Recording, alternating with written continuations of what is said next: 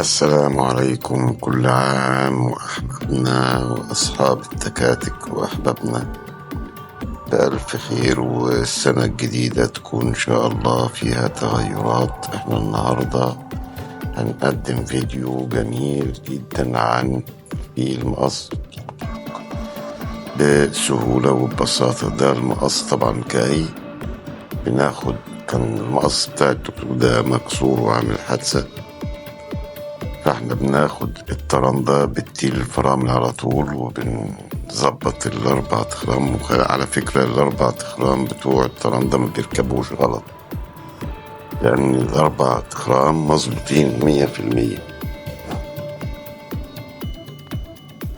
ادي احنا طبعا قفلناها في المقص الجديد. طبعا لازم بتقفل الترندة الأول، لأنك عشان تيجي تركب الأكس لو ركبت الأكس قبلها مش هتعرف تعديه من الترندة.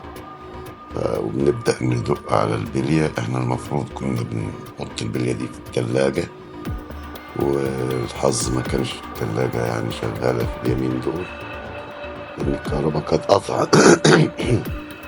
فاحنا قلنا بإذن الله كده يعني نبقى نعمل عملية التبريد عشان تقلل من حجم البلية وما نحتاجش ندق عليها كتير. طبعا بندق شاكوش بلاستيك. طبعا المقص بيبقى جاي بدون البلي، مش راكب فيه البلي، يا دوبك راكب فيه الجلب الكاوتش بس. دي معلومة لأصحاب التكاتك، الناس طيبة. طبعا نركب الروسي، ركبنا البلي ونركب الروسي اللي هو بيحجز الشحن من الأكس. هنركب بقى البلية التانية، ونركب الكلى بتاعتها بنشيل يمة من الظرف اللي هي بتكون للداخل ناحية المشحمة، بحيث انها تكون للداخل. ايوه، هو كده بيدق مش برضه بلاستيك سيليكون علشان ما يبوظش وفي نفس الوقت يؤدي العمل المطلوب. ويبدأ يضيف الشحن وهو بيركب الأكس كده، هو تيل ويثبت التيلة مظبوط ماشي كده. هو بمجرد انه يركب الأكس ده البليتين، وزي ما انت شايف البلي هو هيشحن فعلا، ويبدأ يركب الأكس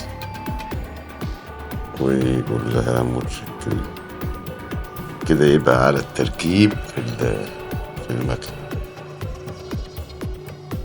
بيدق برضه مش سيليكون، ما بيدقش بعنف وبيظبط كده تمام. قفل الكوباية هون. والسلام عليكم ورحمة الله وبركاته. كل سنة وحضراتكم طيبين، والسنة الجديدة نكون كلنا بخير وسعادة. السلام عليكم.